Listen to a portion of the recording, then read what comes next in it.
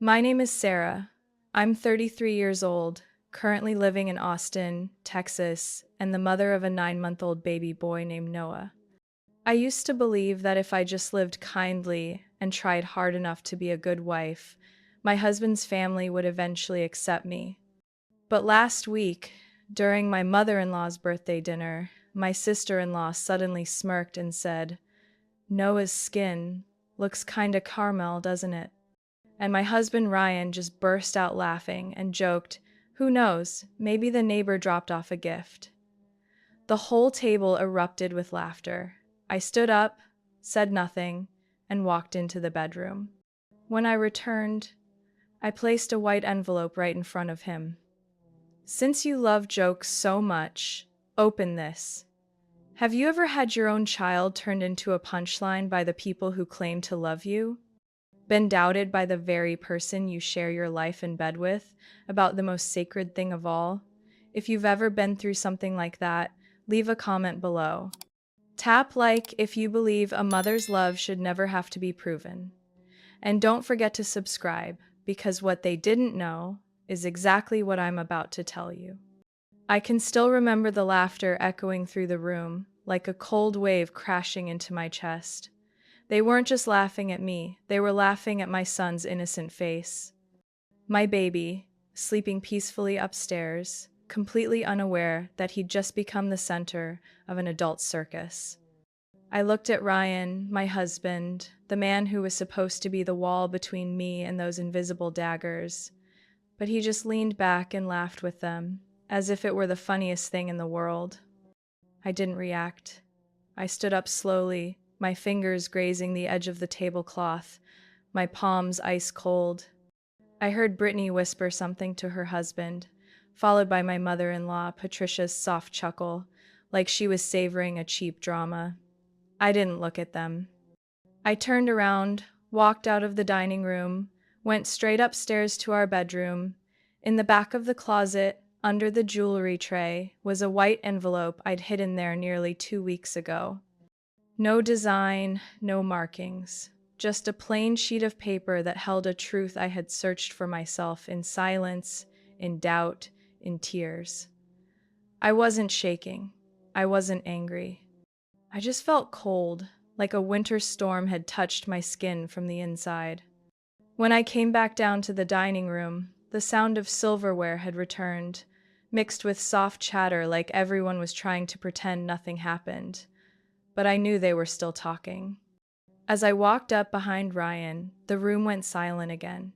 I placed the envelope on the table, right in front of him, then stood tall. "Since you love jokes so much, open this." Ryan froze, still holding his wine glass. He looked at the envelope, then looked up at me. His hazel eyes squinted, part confused, part annoyed. "What's this, Sarah?" he asked, trying to sound calm, but I could hear the hint of worry. I didn't answer. I locked eyes with him. I wanted him to feel the weight of that silence. I wanted everyone in that room to understand that something was about to change, that no one would be laughing anymore. Ryan set his glass down and flipped the envelope over. No name, no address, just a single line written in my handwriting. "Open when you're brave enough." He sighed and pulled the paper out. The rustle sounded like a small crack of thunder, but to me, it rang like the clang of a prison door opening or maybe slamming shut. He read. At first, his eyes moved slowly, then faster. I saw his hands begin to tremble, his lips tightened. Within seconds, Ryan's face turned pale, like he was reading his own indictment. He went back to the top, this time slower, like hoping the words might change their mind. "What? What is this?" he whispered. Brittany leaned over, trying to peek at the paper. "What is it? A debt letter? A health report? Oh God, don't tell me Sarah's getting a psych eval or something." Her dry laugh floated into the air, but no one responded. No one laughed. Patricia set down her wine glass, eyes darting from the envelope to me, then back to her son. I stayed still, steady, no explanation needed. "That's a DNA test," I said clearly, without a hint of hesitation. It confirms Noah is your biological son. 99.99%. A gasp escaped someone's lips. I didn't bother turning to see who. Ryan looked up at me, horror in his eyes. You thought I doubted you? That I'd think Noah wasn't mine, so you ran a test on your own? I gave a soft laugh, not from amusement, from bitterness. I stepped closer, lowered my voice just enough so everyone could still hear. I didn't doubt you. I found out you doubted me. I found out you secretly contacted a testing service 3 months ago, that your mother stole my hair to send to a different lab, that I overheard you and Brittany talking when you asked her, "Do you think Noah looks like me?" Ryan's mouth fell open. Patricia blurted, "What did you just say?" Brittany wasn't smiling anymore. Her face had gone ghost white. I stepped to the side and pulled out another document from my coat pocket. And this is a transcript from the living room security camera. The part where your mother said, "He doesn't carry the Mitchell bloodline. I can see it clearly." Patricia shouted, "Sarah, you're making this up. That never happened." I turned to her for the first time in 3 years of marriage. I looked straight into my mother-in-law's eyes without flinching. "Do you want me to play the audio right here, or wait until the court demands it?" The whole table froze. No one moved, just Ryan's heavy breathing and the soft rustle of wind through the window curtains. Noah was still sleeping peacefully upstairs. And I, the mother who had been turned into a punchline all evening, was now holding the entire truth in my hands. No yelling, no crying, just the truth sharp enough to cut through every lie they'd ever nurtured. I didn't need anyone to speak up for me. I had done that on my own. And from this moment on, nothing would ever be the same. I was born in a small town in southern Missouri. My mom was a grade school teacher. My dad worked as a mechanic at an old garage. We didn't have anything fancy, but I was never short on love or guidance. I grew up surrounded by the clang of tools, the smell of motor oil, and nights where my mom tutored me so I could keep up with advanced math. All she ever wanted was for me to leave that town one day, so far that no one could ever judge me by where I came from. I made it happen. At 18, I earned a full scholarship to MIT. I remember my mom cried all night, while my dad just sat silently at the kitchen table, holding his old plastic coffee mug.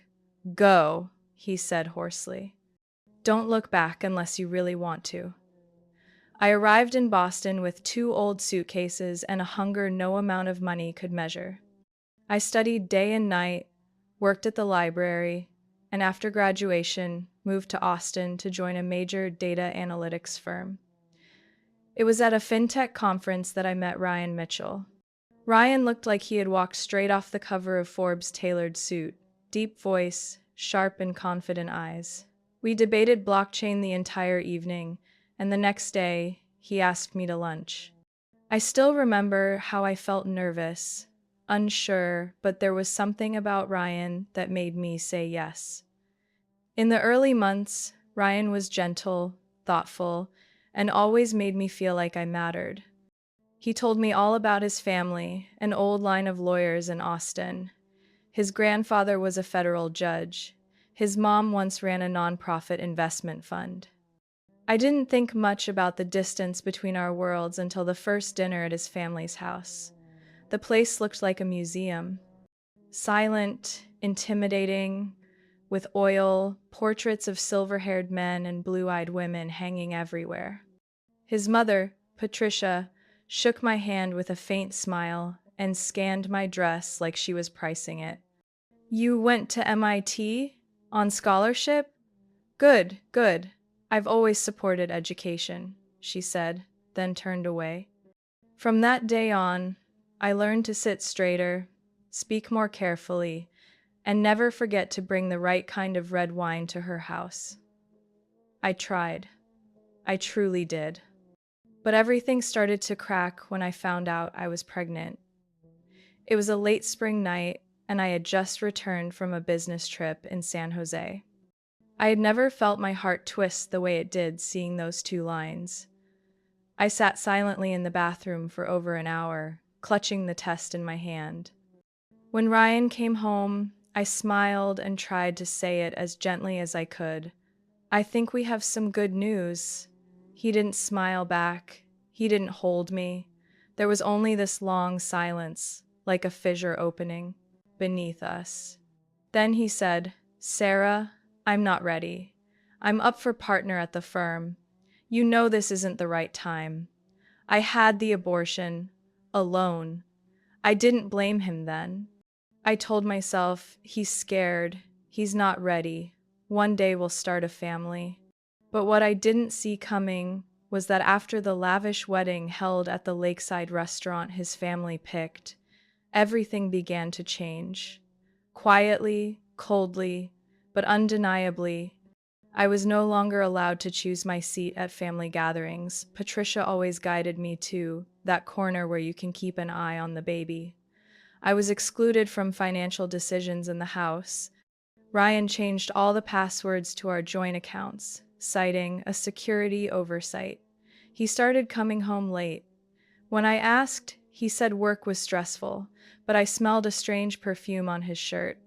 Not overpowering, subtle. A woman's fragrance I didn't wear. Noah was born a year later. I had hoped our son would bring us closer, and in the early days, Ryan seemed genuinely moved. He held our son, eyes misty, whispering, "I didn't think I could love someone this much." But as days passed, his gaze began to change. "Are you sure about the conception date? Mitchell boys all have gray eyes. How come Noah's are amber? I think the baby's nose is a bit high." These weren't things he said out loud. They came out when he thought I was asleep, when he stood behind me in the dark, when he called his mother, unaware that I was washing bottles just steps from the living room. "I'm not sure, Mom. You know what happens if he's not mine." I stayed silent. I pretended I didn't hear. I told myself maybe he was tired, confused. I blamed postpartum stress, the fear of becoming a father. But day by day, Ryan looked at Noah like he was trying to solve a puzzle, not like he was looking at a child. One time, in the bathtub, when Noah splashed water everywhere, Ryan frowned and muttered, "This kid's just like, who? Doesn't remind me of anyone in my family." My chest tightened. And I realized when trust breaks, even the smallest things start to feel like evidence. I didn't tell anyone, not my friends, not my sister, not my coworkers, because to speak it out loud was to admit that I was in a marriage where I was no longer trusted, that the very existence of the child I gave birth to was treated like a stain. And the worst part was, I started to doubt myself. Had I been wrong? Did Noah's eyes really not resemble Ryan's? Had I imagined all of it? Until one day, I saw Brittany, his overly chatty sister-in-law, leaning in close to her phone, whispering, "That girl thinks she's so smart. But honestly, Noah looks more like the gardener from our old house." And in that moment, I knew. I hadn't imagined it. I wasn't being overly sensitive. They truly thought that. They had thought it for a long time.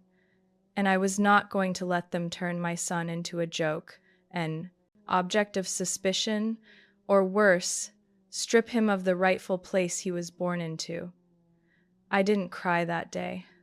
I walked straight into the bedroom, opened my laptop, and typed into the search bar, "Discrete paternity test, Texas."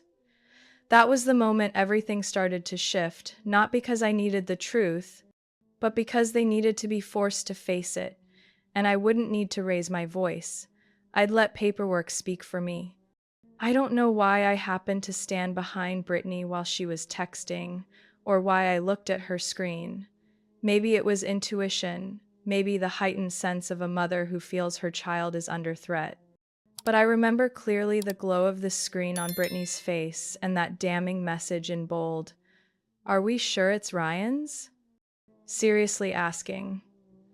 Above it was a photo of Noah playing with a wooden truck on the floor, hair tousled, smiling like an angel. A baby who had just learned to say, Mama, who didn't understand what it meant to be scrutinized.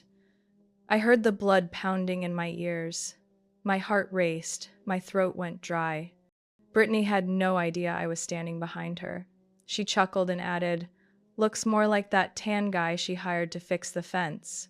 I turned without a word, walked into the bathroom, locked the door, sat on the toilet lid, my mind blank, then overflowing, then blank again. Not because of what Brittany said, but because I wasn't surprised. That was the scariest part. I wasn't shocked to hear her doubt, to see my son's photo turned into evidence for a dirty joke, because I'd already seen that look in Ryan's eyes, heard the insinuations from his mother. And now, it all connected into a full picture. That night, while Ryan was showering, I took his phone. I knew the password we once promised to have no secrets. That promise now felt like mockery.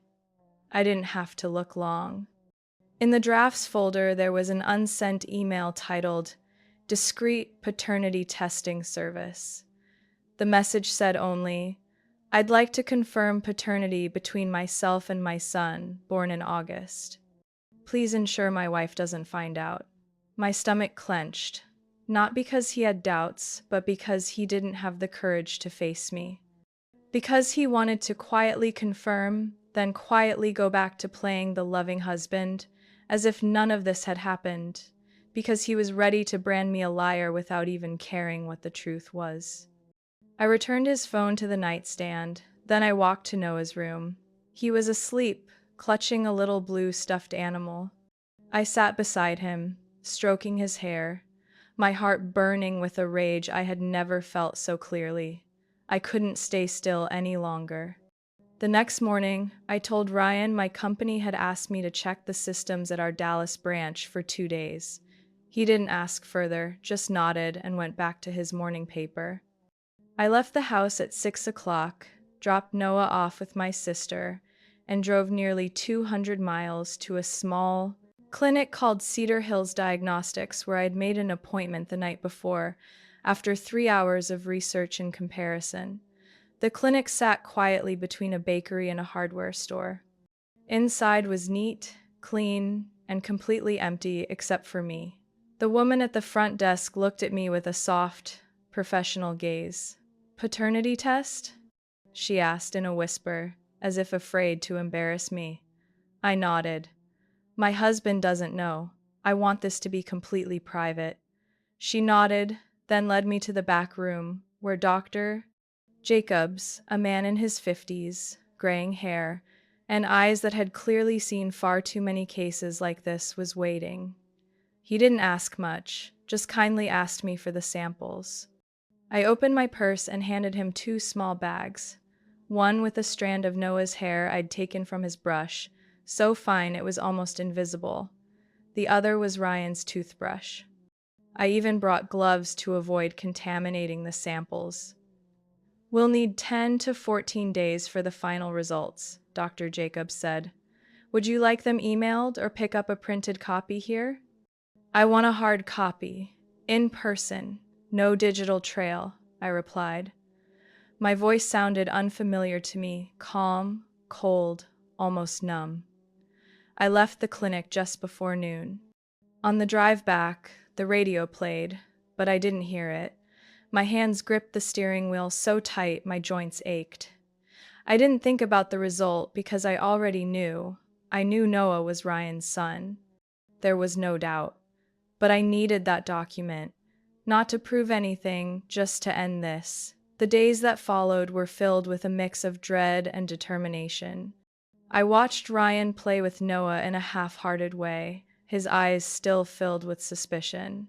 He asked me, Did Noah look like you as a baby? Or maybe someone from your side? I didn't answer.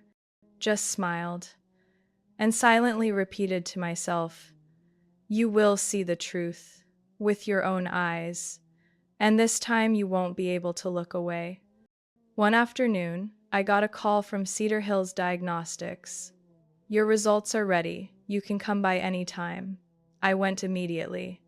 They handed me a thick, sealed envelope, the clinic's logo embossed on the front. I didn't open it there. I slipped it into my bag, returned home, locked my bedroom door, and sat down. I opened it carefully, like unfolding a letter from a distant past.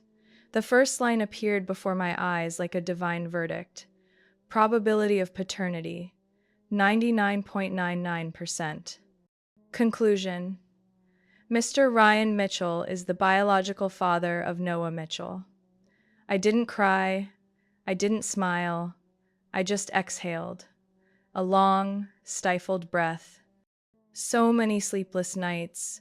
So many cold glances. So many vague words, all of it shattered by those 2 lines. But the relief lasted only a moment. Then the anger returned, not the kind that comes from being doubted, but the kind that comes from being forced to prove something that should never have been questioned. I folded the paper and placed it into a white envelope.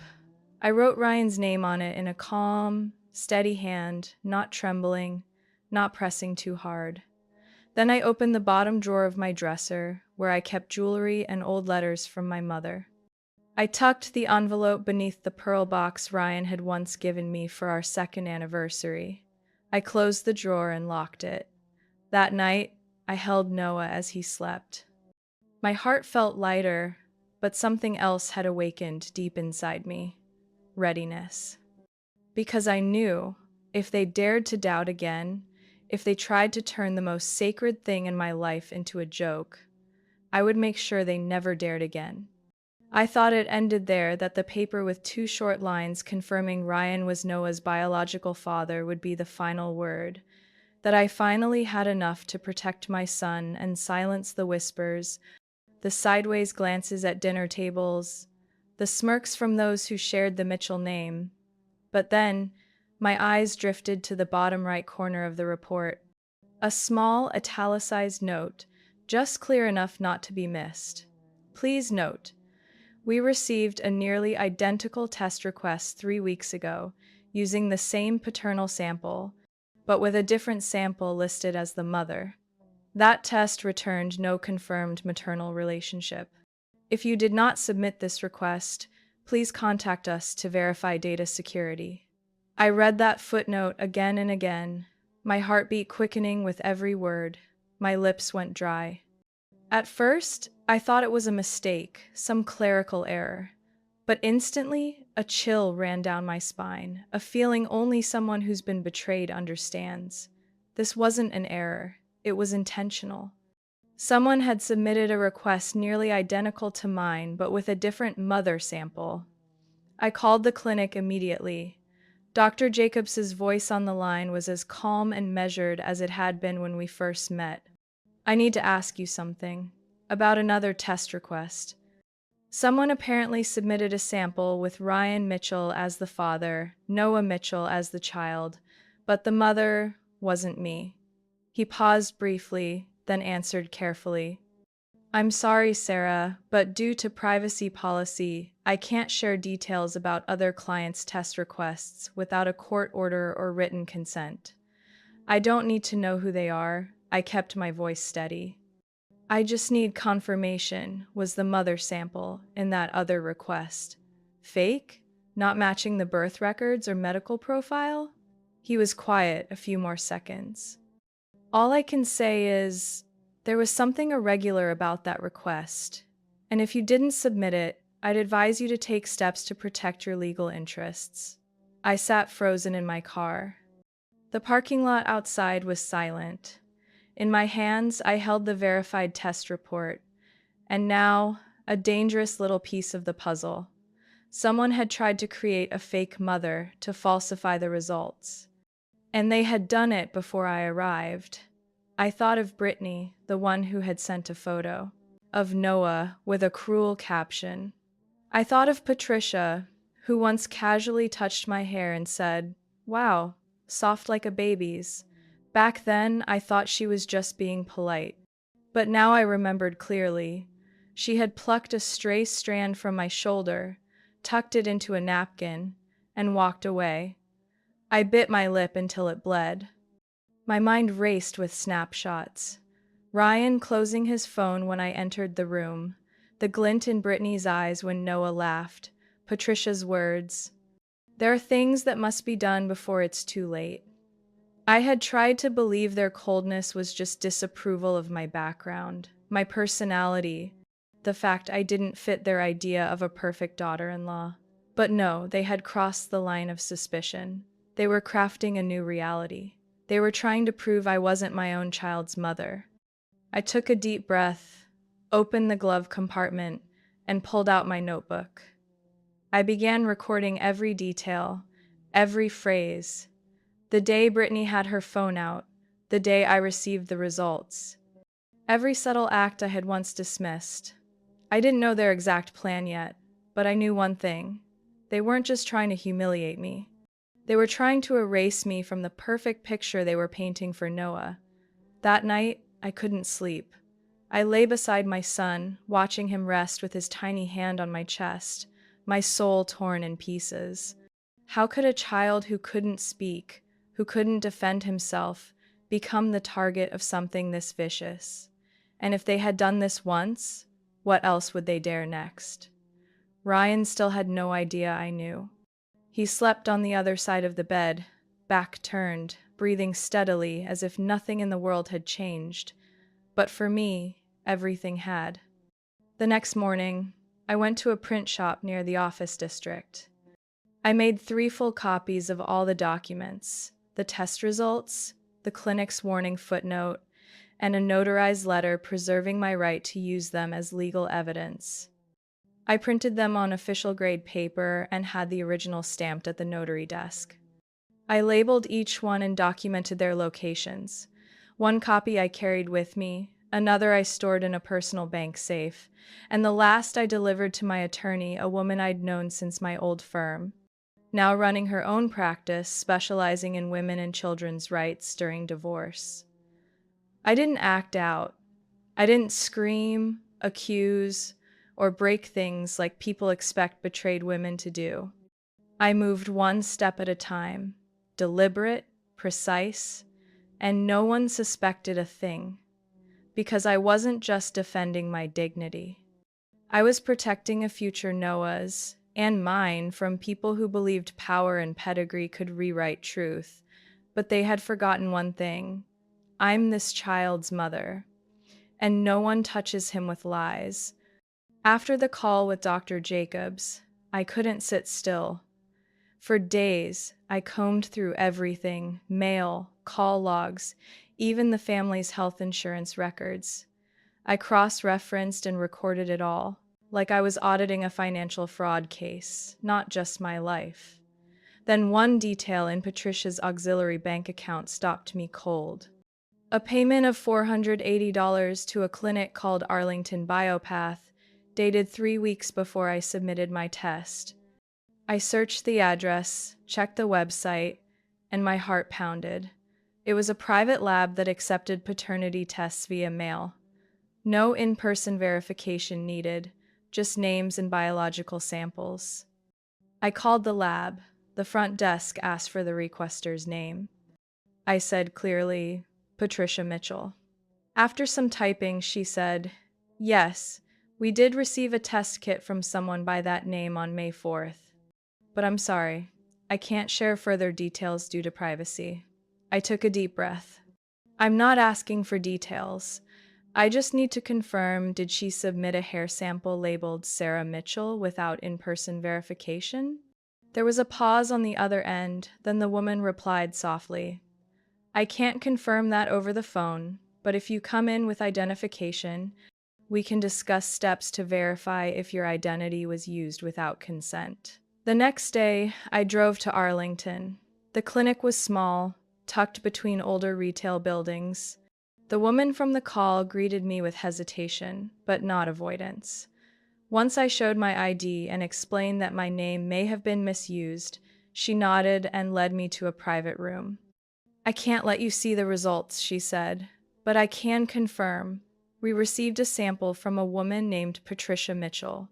The hair sample was labeled under your name, Sarah Mitchell. I stared at her.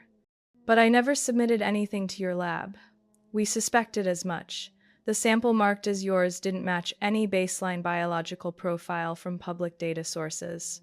So we flagged it as unauthenticated and didn't issue an official result. But the sample was processed. I leaned back in my chair. My whole body felt cold.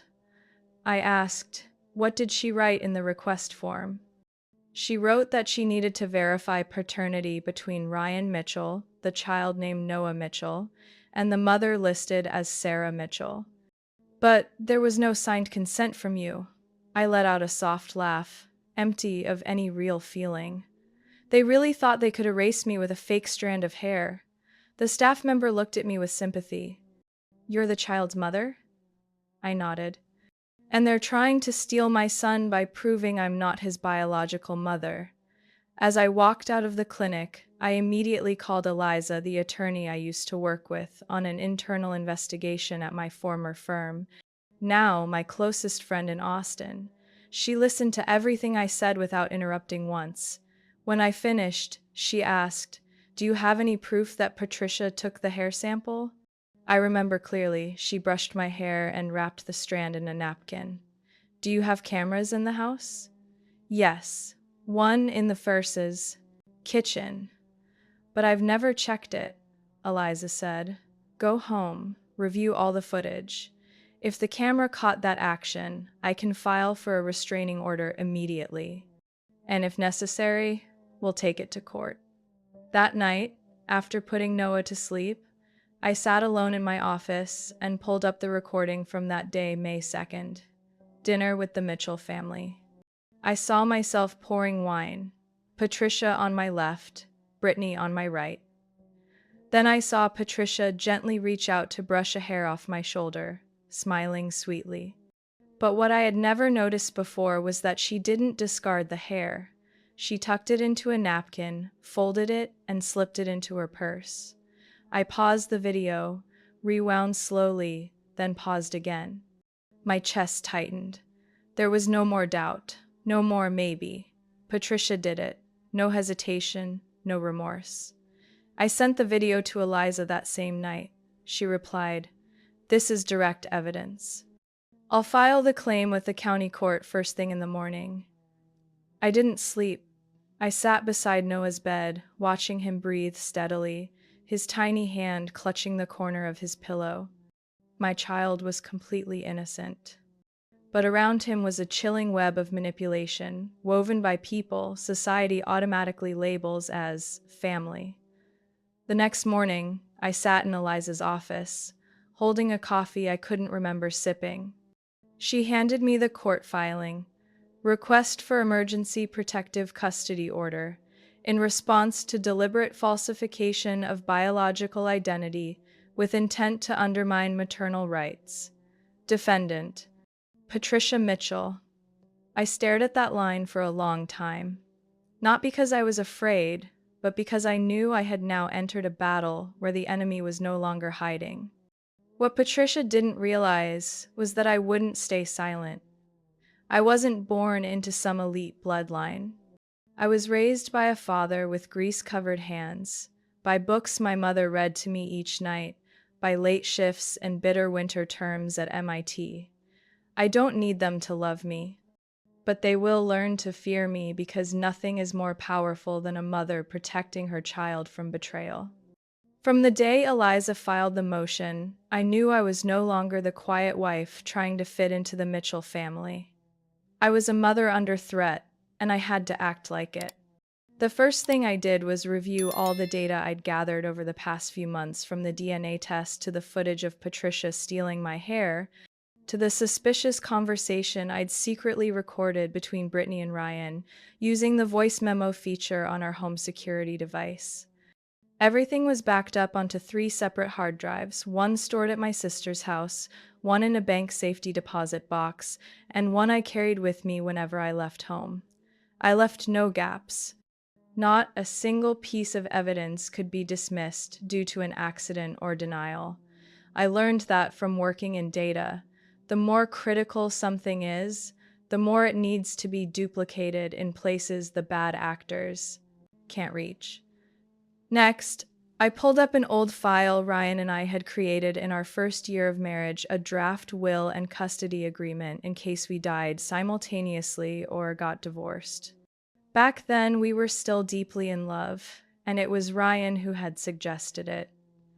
Just in case, you know the law, better safe than sorry. I had kept the original, signed by both of us, fully notarized. It stated clearly, in the event of a custody dispute, absent any legal grounds to prove otherwise, maternal custody takes precedence. I printed 3 copies, labeled them, and gave one to Eliza. She nodded. This carries enough weight to shift the balance. At that point, Ryan still had no idea what was going on. He kept up his busy schedule. The late nights, the familiar excuses like the meeting ran long or I had to see a client in Round Rock. I didn't question him. I just moved quietly. I placed my mother's heirloom jewelry in a private safe, withdrew my entire year-end bonus from our joint account, and transferred it into a personal account under my maiden name, Sarah Thompson. I also quietly changed the beneficiary on my life insurance policy from husband to son, with myself listed as sole guardian. Every move I made was a careful mark on an escape map. No drama, no tears, but deliberate and exact. Eliza called me on a Tuesday morning. I just received a copy of the test file from the lab Patricia used. They confirmed the hair sample labeled Sarah's didn't match any public medical record, which means there's no way she can prove you aren't Noah's biological mother. I exhaled deeply. What about their attempt to frame me for identity fraud? No legal basis. And more importantly, do you still have that recording of Brittany and Patricia talking? I nodded, even though we were on the phone. Yes, the one where they sat in the living room and said, "She doesn't belong in this family. If Ryan keeps hesitating, we'll have to wake him up." Eliza's tone shifted, lower and more serious. "Sarah, I need to say this. Once everything comes out, they'll push back. They'll accuse you of fabricating the story. They'll play the victim. Are you ready for that?" I looked up into the mirror. My face, lit by the kitchen light, looked more angular, eyes deeper, sharper. They can perform all they want, but I'm the one holding the script. That night, I decided to take Noah to stay with my sister for a few days. I told Ryan I needed to help Jenny recover. She'd had her wisdom teeth removed and needed someone to watch her kids. He barely looked up from his laptop. "Sure, go. Don't forget the breast pump." I held Noah close as I left the house with a small bag, my heart heavy, not because I was leaving home, but because I knew that house had never really been safe for either of us. That night, with Noah asleep in the crib, I sat with Jenny at her kitchen table, opened my laptop, and played the audio clip of Brittany and Patricia's conversation. Jenny said nothing, just listened. And when Brittany's voice rang out at the end, clear as day, "If Patricia's fake test doesn't push Ryan to act, we'll have to discredit Sarah another way. We're talking to someone from the old child services team at the high school." Jenny turned pale. They're trying to involve Child Protective Services?" "Looks like it." "Sarah, are you sure you're okay?" I laughed. "No, but I'm clear-headed, and I've prepared everything so they have no room left to attack." I took a sip of the cold tea, my eyes gazing out the window. The night breeze rustled gently through the trees. A part of me still wanted to believe that Ryan didn't know about any of this, that it was just his mother and sister acting on their own. But reason whispered something else. A man who doesn't protect his wife and child, whether by silence or consent, has already chosen a side. I wasn't waiting for him to defend me anymore. I was only waiting for the right moment to bring the entire truth into the light. And I wasn't going to speak through tears or pleading. I would speak through files, through evidence. Through the one thing they couldn't dodge: truth with signatures, notaries, and the oath of a mother betrayed. The dining room that evening glowed with crystal chandeliers. Every fork and knife gleamed in its place, and white peonies stretched along the center of the table. On the surface, it looked like a cozy family gathering, but the air between us was thick like fog. I could feel the eyes on me, waiting or maybe even daring me. I placed the white envelope on the table in front of Ryan, then sat down, gently brushing a strand of hair behind my ear. No one said a word. The slow ticking of the wall clock echoed through the tension.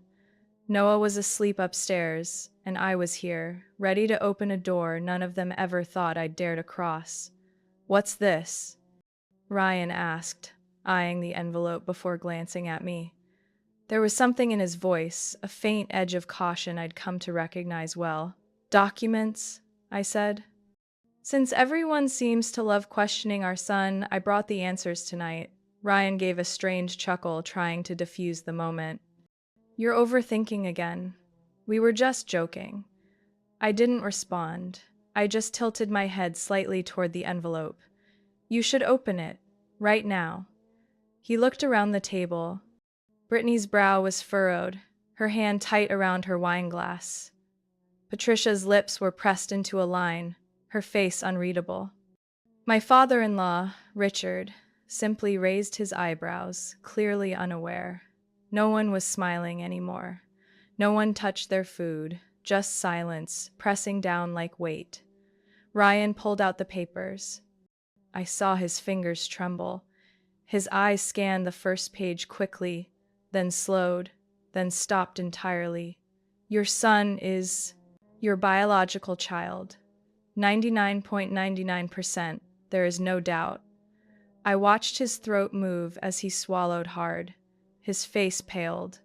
I knew why, because he thought it ended there. But I had typed a single line beneath it: "Please continue to page 2."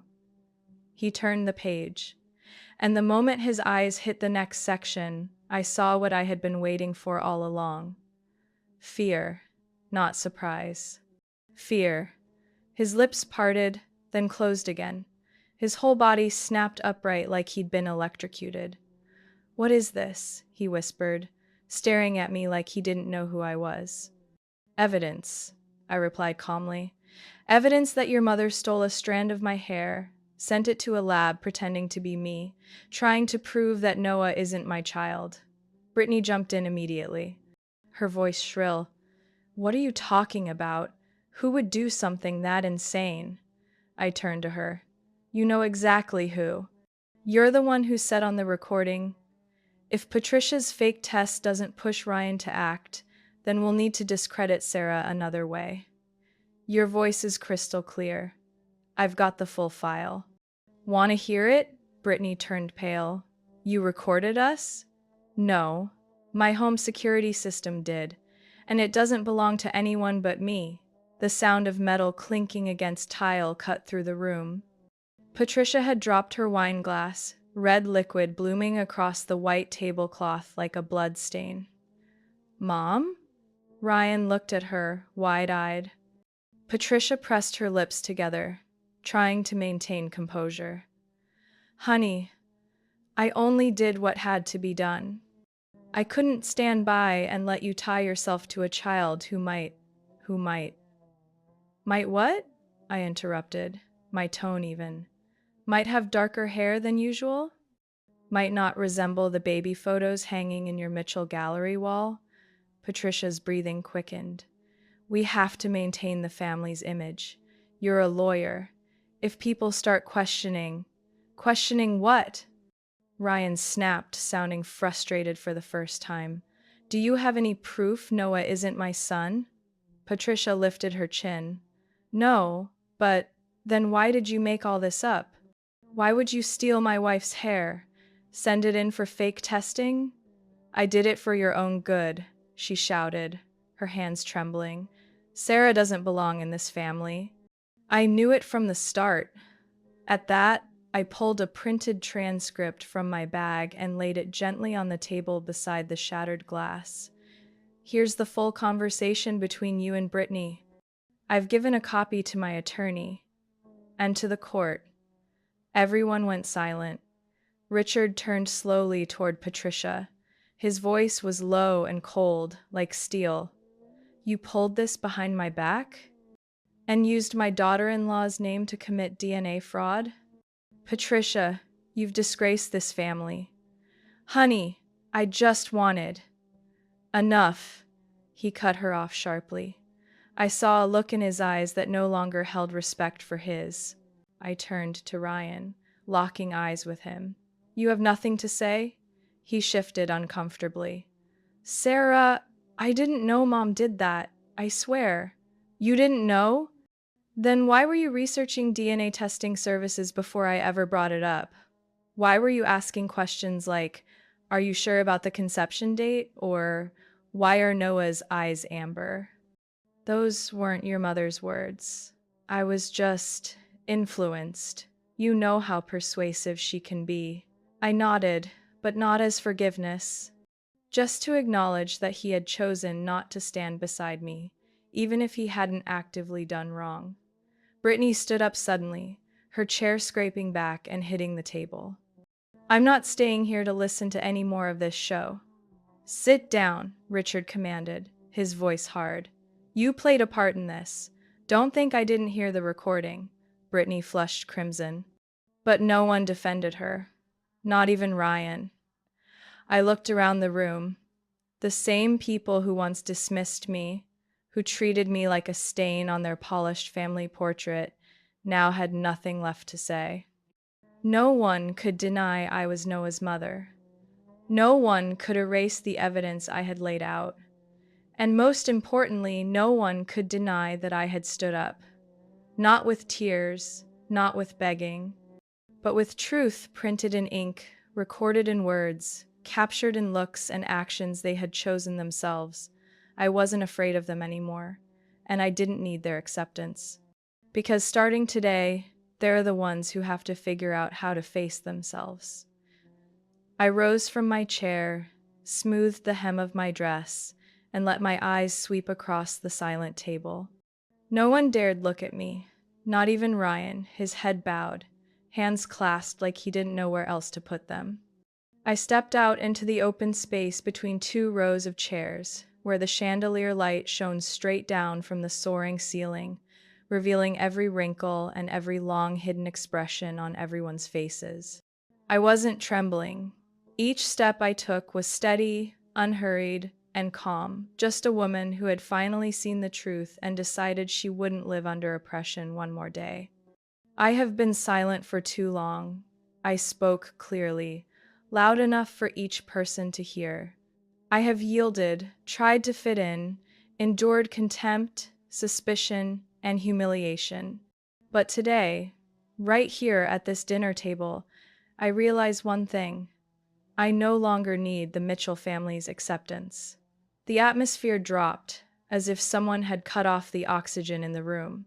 Brittany opened her mouth to retort, but I raised my hand to stop her. I'm not done yet. I pulled a stack of documents from my purse and gently placed them on the table, right between where Patricia and Ryan sat. Neatly stapled printouts, clearly notarized. I pointed to the heading, Temporary Separation Petition, Request for Unlimited Custody Rights. Temporary suspension of direct contact rights from the paternal side, unless ordered by the court.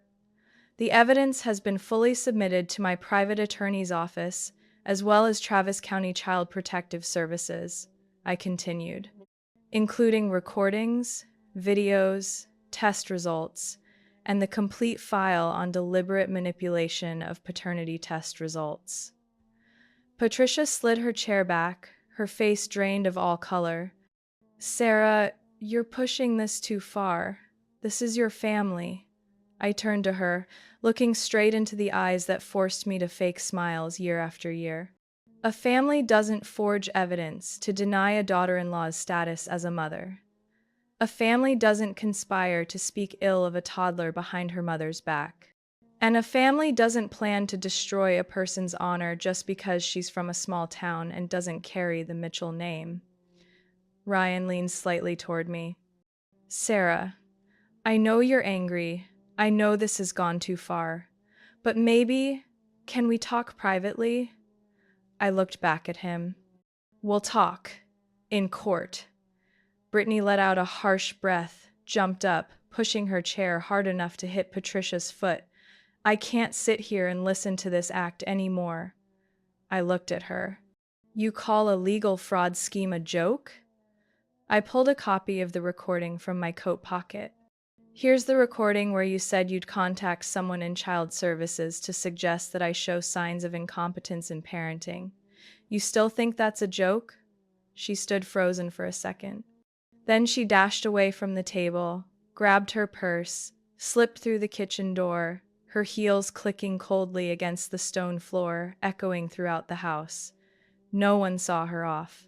Patricia sat silently, her face twitching slightly, as if she wanted to scream something but feared it would only embarrass her more. Richard leaned toward her, his voice low but sharp as steel. You've dishonored this entire family. The reputation my father and I built with a lifetime of honest work, you destroyed with petty schemes, Patricia whispered, unable to look up. I just wanted to protect what's right. By fabricating lies? He interrupted. I didn't intervene. I quietly gathered the separation petition copy and put it in my bag, then looked around the room once more. The paintings on the walls, the fine china sets, every item perfectly arranged like the polished facade they wore as a family. But that facade was cracked, not because of me, because of their arrogance, tyranny, and deceit. Ryan sat there, stunned. He looked at me as if he no longer recognized his wife. His eyes were red-rimmed, his shoulders slightly trembling. You won't leave me, right? He whispered. We can fix this. I looked at him for a long time, then nodded slowly. Maybe, but not by pretending nothing happened, not by empty promises, by real change, by you learning how to be a husband, a father, a man with a backbone. He nodded rapidly. But I said no more.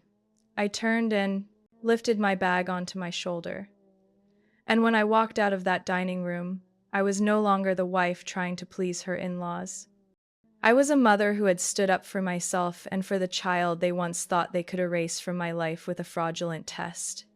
And from that moment on, I knew clearly I was no longer walking to be accepted. I was stepping out to set new boundaries.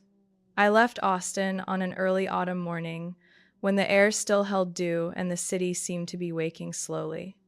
Noah sat in his car seat in the back, clutching his stuffed monkey, eyes half closed after a long night. Our car pulled away from the familiar street, leaving behind the house I once thought would be a lifelong home, but now was just an empty shell of betrayed trust. I arrived in Portland, where my sister Jenny lives with her husband and their twin kids. Their home sat on a quiet hillside, white walls, windows looking out to a garden full of maples, changing leaves. I never thought I'd live with my sister after turning 30, much less carry my child away from a marriage once called ideal. But stepping into that house, luggage still in hand, I felt one thing: relief. No more scrutinizing eyes, no more whispering behind my back, only the sound of children laughing and the smell of morning waffles. Stay as long as you want, Jenny said as she helped me smooth the sheets in the guest room. No need to explain anything. Here, you don't have to prove you're right. I turned away, trying to swallow the lump in my throat. I used to be the woman who always had answers. But in the weeks after that confrontation, I wasn't sure of anything except that I needed peace. I started therapy the second week after arriving in Portland. My therapist, an older woman named Eleanor, spoke slowly, her eyes deep and gentle like my grandmother's when I was a child. I told her everything, every shattered piece of the marriage that had cracked from the inside. Eleanor didn't interrupt. She just nodded, sometimes asking, "When did that feeling start?" Or, "What did you learn from your own silence?" There were sessions where I sat quietly for 45 minutes just to breathe. There were times I talked nonstop, as if afraid that stopping would unleash the anger and sweep me off my chair. But gradually, I began to listen to myself, something I had never truly done before. Ryan still reached out. Calls, texts, emails.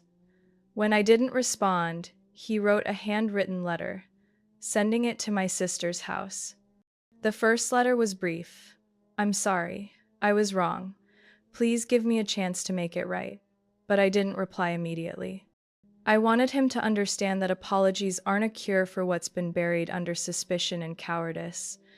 I didn't respond until Eliza called to tell me that Ryan had agreed to all the legal terms in the temporary agreement.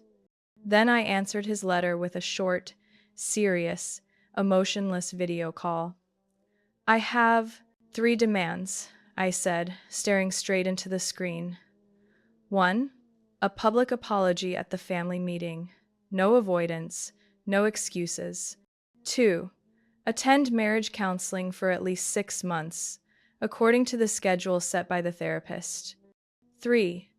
Full transparency of all joint assets, with me having independent decision-making authority over the assets protecting Noah. He simply replied, "Agreed. No conditions." His voice faltered. I knew he had finally grasped the seriousness of what he was about to lose. At the family meeting arranged by Richard 2 weeks later, Ryan did exactly what he promised. He stood up, under looks that were both awkward and heavy, and spoke in a low but clear voice. "I want to apologize to my wife, Sarah, in front of the family. For doubting her, for being silent when she needed me most, for letting my mother and sister overstep the boundaries of what a family should be. I was wrong. And I will do everything to regain their trust, if there's still a chance." No one clapped, no one comforted him, but in that silence, I felt one thing. I didn't need their forgiveness. I just needed to feel enough myself. Patricia was different. She wasn't there.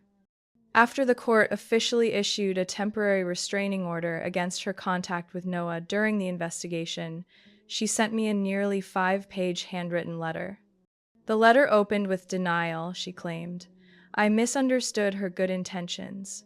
But halfway through, the handwriting began to tremble and break.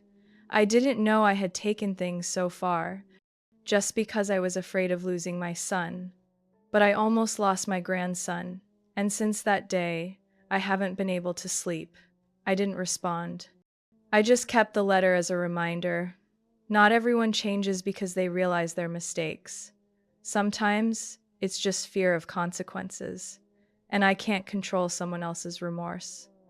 I can only control what I accept in my life from now on. In Portland, I started writing again. Not data notes or technical analysis, but real emotions. Journals, letters to myself, and short notes for Noah so when he grows up, if he wants to understand what his mother went through to keep him, he will know. Not for pity, but to understand that he was never the mistake, the doubt, or the reason I fell. He was the only thing that made me stand up. Each day, I felt a part of myself returning. Not the perfect wife in the Mitchell family's eyes, but me, Sarah Thompson, the girl who grew up in a small garage house in Missouri, who dreamed of a decent life, believed in love, and now knows that sometimes the kindest thing is not to close your eyes and look away. I began to laugh more, eat better, sleep deeper, and I looked in the mirror not to check if I looked tired, but simply to see, recognize, accept, and thank myself for not giving up. Not for anyone else, but for me and the child I was holding. Noah's first birthday party was on a warm Sunday afternoon. Jenny's house was decorated with ivory ribbons, pale blue balloons, and small frames hanging down the walkway, photos of Noah from newborn to now. Near the cake table, I placed a small frame that read, 1 year strong, 1 year surviving, 1 year loving. Ryan arrived early, carrying a neatly wrapped gift box and eyes that couldn't hide the tension. Since the official meeting with the lawyer and therapist, he had fully complied with all the terms, never stepping back once. I saw he was truly trying, and to some extent, I felt a father learning to grow up, though too late. I no longer loved Ryan like before, but I also no longer hated him. I only looked at him as a part of the journey that made me the mother and woman I am today. As the party started, children's laughter rang out, adults chatted warmly. Ryan stepped onto the small stage in front of the garden and signaled he wanted to speak. The room quieted, all eyes on him. "I know," Ryan began, his voice loud but slightly heavy. "I have lost a lot this past year, but today, before family, friends, and especially my son Noah, I want to bow my head and admit my faults. To Sarah, to Noah, and to myself." He paused, looking at me. I didn't look away, just nodded gently, like a full stop in a long chapter of my life. No one taught me how to be a father. But from the moment Noah cried his first cry, I knew I had to learn. I'm sorry for doubting, for being absent, and for not having the courage to protect Sarah from the prejudices I hadn't even recognized myself. Today, I promise, I will never let anyone or anything make my son live in the shadow of doubt again.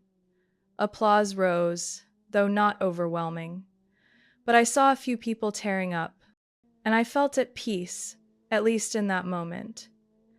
Then, just as I set my glass down, a thin envelope was handed to me by a server, no sender's name. Just one handwritten line on the front, "For your eyes only." I went inside, to Jenny's room, quiet and private. I opened the envelope. Inside was a single sheet with only 2 lines printed. "Be careful with Ryan. He not only tested Noah, he also tested the DNA of the baby you aborted back then." I stood frozen. The room seemed to sway, outside noises fading as if sucked into the void behind my neck. I read the line 3 times. Each time, my heart beat faster, as if every cell was screaming from the buried past. I never told anyone about that I was pregnant at MIT. That Ryan silently cried in the car, begging me to wait a few more years.